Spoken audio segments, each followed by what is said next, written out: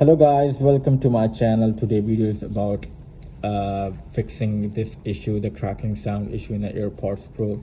Actually, I'm facing this issue from many days, and I have searched YouTube, I have searched Google.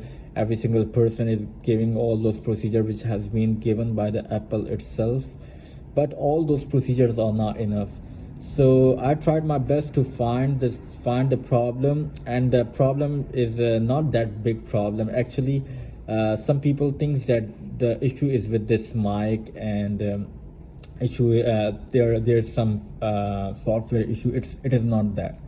Just do one thing, remove this tip first, remove the tip from from your AirPod, and then clean this grill, this black grill. Clean it very well for 3 to 4 minutes continuously.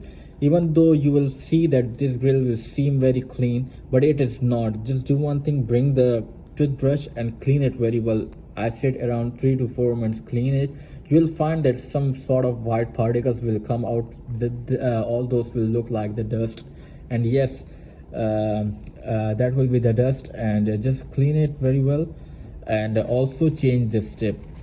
And I prefer, like, if you have the small size available with you, or if you can order it for yourself, just order the small size in the tip and use that small size. This issue will be resolved.